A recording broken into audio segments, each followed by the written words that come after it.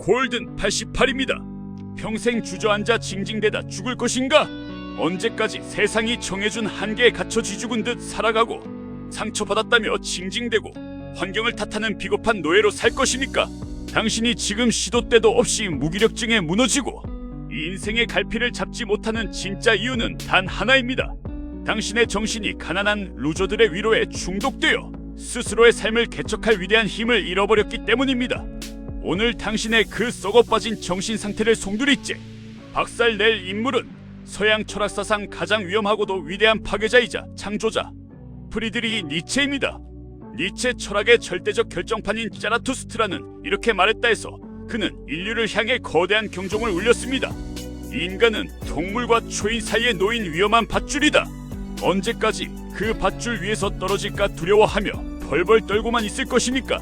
지금 이 시간은 단순히 머리로 읽는 고전 철학이 아닙니다. 당신의 뇌세포 속에 깊숙이 박혀있는 나태함과 패배주의 DNA를 가차없이 도려내고 타인이 만든 가치에 휘둘리지 않는 절대적 강자, 즉 초인으로 당신의 마인드셋을 강제 세팅하는 시간입니다. 변명은 끝났습니다. 영상을 끝까지 들을 최소한의 인내심조차 없다면 지금 당장 뒤로 가기를 누르십시오. 끝까지 살아남아 니체의 정수를 뇌리에 꽂아 넣은 자만이 내일부터 스스로 삶의 주인이 되어 당신만의 거대한 제국을 선포하게 될 것입니다. 짜라투스트라는 이렇게 말했다요. 초인 각성 7단계 지침 제1단계 낙타의 삶을 끝내고 사자의 발톱을 드러내라. 니체는 인간의 정신 발전 단계를 세 가지 짐승에 비유했습니다. 첫 번째는 낙타입니다. 시키는 대로 짐을 지고 사회의 규율에 순종하며 당신은 해야 한다는 명령에 무릎 꿇는 노예의 삶입니다. 당장 그 굴종의 멍에를 벗어 던지십시오.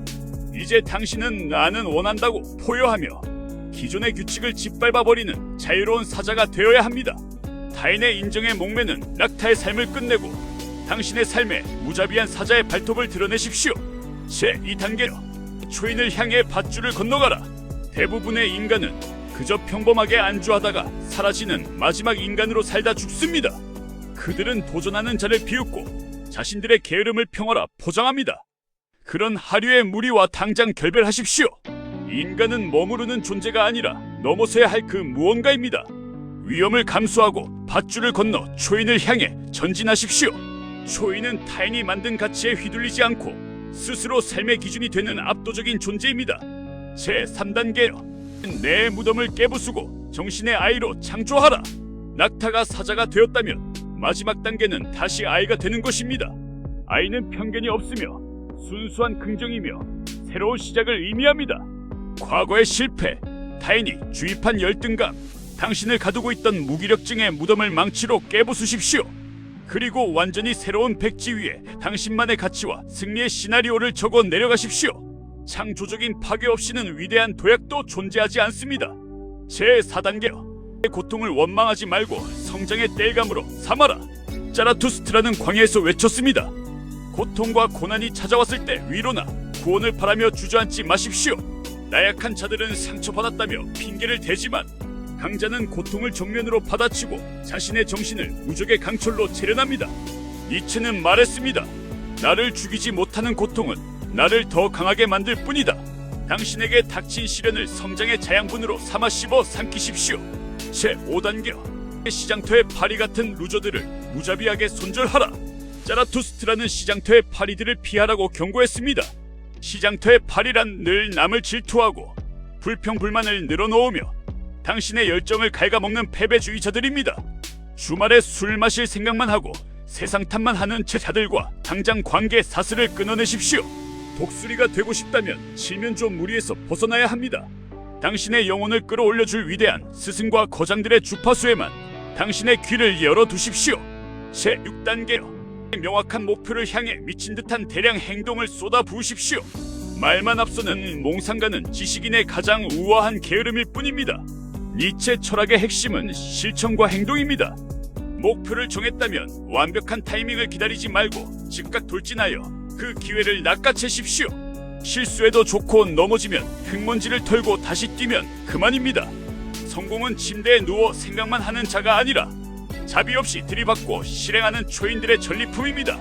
제7단계요. 언제까지 영원히 반복되어도 후회 없을 압도적인 오늘을 사수하라. 만약 당신이 지금 살고 있는 이 게으르고 한심한 하루가 영원히 똑같이 무한 반복된다면 당신은 그 삶을 버텨낼 수 있겠습니까?